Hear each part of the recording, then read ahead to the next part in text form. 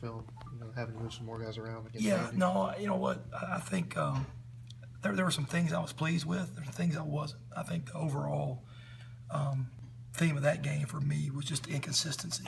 There was a lot of good things on the tape from the young guys, but there was some inconsistency that stopped some drives. Had a couple plays on the goal line that had no chance because of missed assignments. They just had no chance from the beginning. And then obviously when they put all those people in there, it creates some, those young guys, they panic a little bit. So we just gotta lock in on our assignments, because it's already hard enough when you know what to do. You got to know what to do, then you got to go execute it. So we're just looking for consistency and execution in what we do, and I think that was the theme coming out of the game. Wasn't all negative. There's a lot of good things, but looking for consistency. Was Vanderbilt doing some things that you weren't ready for? Or? They did do a couple different things with line movements and stuff that we hadn't prepared for. But again, I think it's not really a lot of credit to those guys. They were playing hard and flying around, so they did a nice job. So a lot of credit to those guys. But again, it comes back to us executing, and we do what we do. We didn't put a bunch of new plays in. We should be able to, in my eyes, execute what we do, no matter what.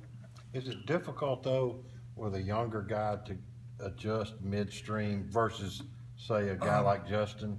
There's a lot of difference in knowing what you're doing and understanding what you're doing. And I think maybe some of the young guys know what to do, but they don't know how quite to adjust. They don't understand enough to adjust to some things. They basically know what you show them in the weekend. It's hard to show every single thing that you're going to see during the game, especially if they're doing something new. So an older guy with experience can adjust a little bit better to those things. I'm very pleased with where they are in this stage of the game. If you look back to where Jordan and Sean and Javon are as compared to what Justin and Conyers and those guys were, they're probably ahead of the learning curve because they've played more. So I'm pleased with where they are. We just got to keep coming. Do you expect to have Justin and Rod pretty available? They both practice today. So I would say that would be better. It'll be a game time decision, but they both practiced this Tuesday or last Tuesday they didn't. So I would say they're probably closer. A lot of 3rd and 8s, a lot of 3rd and 9, kind of behind schedule against Vanderbilt.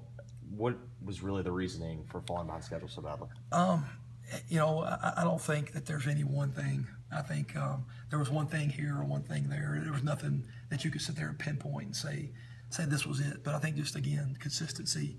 And, if we are going to be tempo, we do got to stay ahead of the chains and keep those 3rd downs manageable. Through 4 games, Matt, what's your take on run blocking with you guys, and do you see opportunities there against Florida?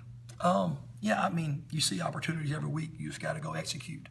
I think it's been better. I think it was good to see us on the last drive of the game, the last 2 drives of the game, go get it done, or maybe we hadn't done that in the past against whoever we're playing. So that was good to see us go punch it in, and then to get the first down to ice the game. So I was pleased with that. So, I think, again, just working on being consistent and, just trying to be physical at the point of attack, and obviously being able to do it fast in our tempo. What challenges does Florida present you defensively? They're similar to us. They're a little bit different than Alabama. Alabama's bigger guys and that will hold point. These guys are penetrators and move. They're similar to our defense. They like to penetrate, like to try to create tackles for loss in the backfield, and they're a very, very good defense. They're an active defense.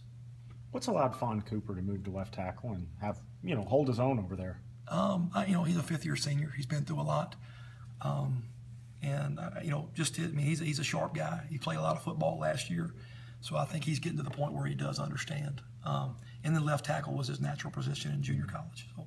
Matt, when you got Laramie out, Justin Bell out, Rod Taylor out, but you're still able to produce even though it was a little inconsistent, that's got to tell you, hey, we are building some depth here finally. Yeah, I think, and I'm positive. You always want to have those guys back to create more depth, because now when those guys do come back, you feel like, hey, I might be able to rest some guys when we haven't been able to do that before. So I am pleased, and we are building depth. We just got to keep it coming, and I think the biggest thing is those guys are together now more than ever. They're playing hard and leaning on each other, and I think we have a unit maybe now more so than ever.